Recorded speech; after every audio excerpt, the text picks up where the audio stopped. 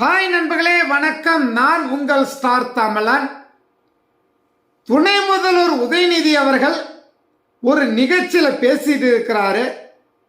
பெண் குழந்தைகளுக்கு நாங்க எந்த மாதிரியான திட்டத்தை கொண்டு வந்தோம்னு சொல்லிக்கிட்டே யோசிக்கிறாரு. அந்த திட்டத்தின் பெயரை ஒரு கட்டத்தில் அவரால் பேச முடியல, பேத முழிக்கிறாரு. அப்புறம் பக்கத்தில் உங்கள்கிட்ட போயிட்டு கூப்பிட்டு கேட்டு அவரு காதுல சொல்றாரு புதுமை பெண் திட்டம்னு. அப்புறம் மைக்ல வந்து சொல்றாரு புதுமை பெண் திட்டம்னு சொல்றாரு. தமிழகம் எப்படிப்பட்ட ஒரு கேவலமான லாய்க்கற்ற ஒரு துணை முதல்வரை நம்ம வந்துட்டு முதலமைச்சரை கோபாலபுரத்திலிருந்து நம்ம பெற்றிருக்கிறோம் பாருங்க. வந்துட்டு தமிழகத்தின் சாபக்கேடு. எத்தனையோ நல்ல டேலண்ட் உள்ள மனிதர்கள் இருக்கிறாங்க.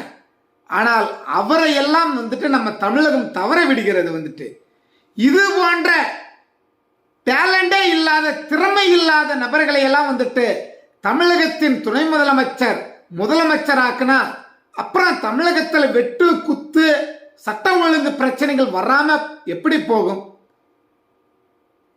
சிந்தியுங்கள் மக்களே, தயவு செய்து சிந்தித்து உங்களுடைய முடிவை தேர்தலில் காட்டுங்க. வந்துட்டு தமிழக மக்கள் எத்தனை காலத்துக்கு இன்னும் கொடுமைகளை சகித்துக் கொண்டிருப்பார்கள்? நிச்சயம் தண்டனை கொடுப்பார்கள். 2026 மக்கள் அவர்களை தேர்ந்தெடுத்தார்கள், அனுபவிக்கிட்டும். அதே மக்கள் திமுகவையும் மு.க. ஸ்டாலினையும் உதயநிதியும் தூக்கி அடிப்பார்கள். பொறுத்திருந்து பாருங்கள். நான் உங்கள் ஸ்டார் தமிழன். கெத்தா செல்வண்டா, ஸ்டார் தமிழன்டா.